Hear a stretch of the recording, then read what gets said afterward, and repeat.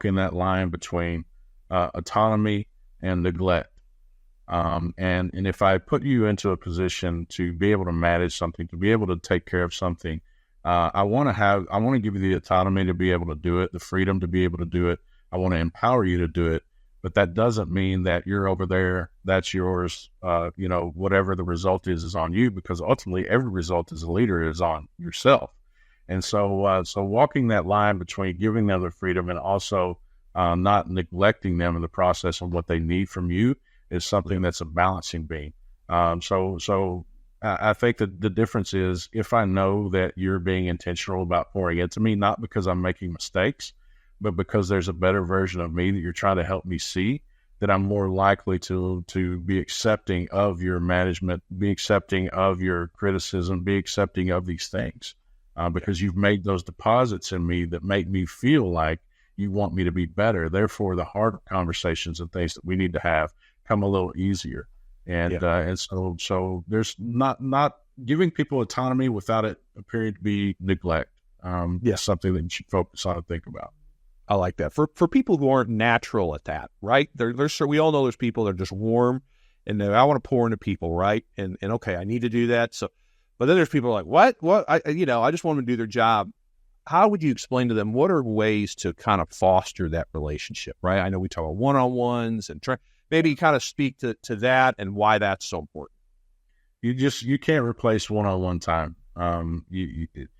Regardless of whether that's virtual, and it doesn't have to be a sit-down hour every day or every week or whatever. No. It could be a 15-minute touch point that we just get together. We make that agreement in the morning. We're going to spend 10 minutes on the phone.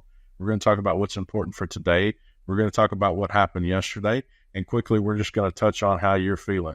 What's going on with you? All right. Okay. Those little touch points go a long way, but you have to be intentional about it. You can't just let it go. And then also setting those expectations for people, because if I know what's expected of me and I'm clear on that, then I'm more receptive to the feedback of how it did or didn't go. But if you're trying to hold someone accountable to something that you didn't properly set the expectation for, you're not doing them a justice and you're doing yourself injustice.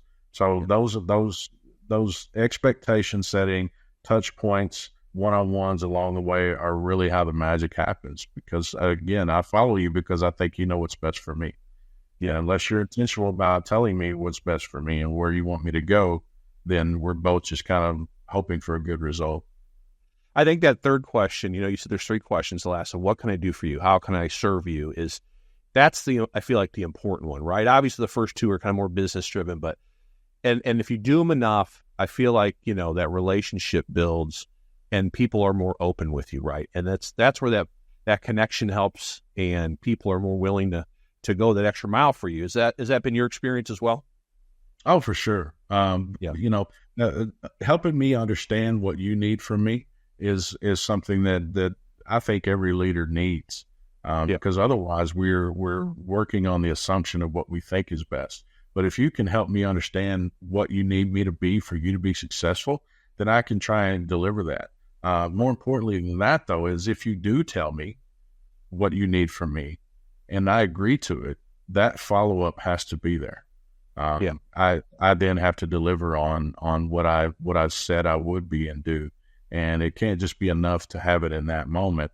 There has to be that follow through. I've seen so many leaders be intentional in the moment with all the best intentions, and they get busy and forget and walk away and do these things. And so being organized with those notes from that meeting is something I've witnessed firsthand, even from my leadership. They're very organized with those notes, and they're very intentional about following up to what we talked about last time to make it feel like this just isn't lip service, that you actually want to do something and make me better.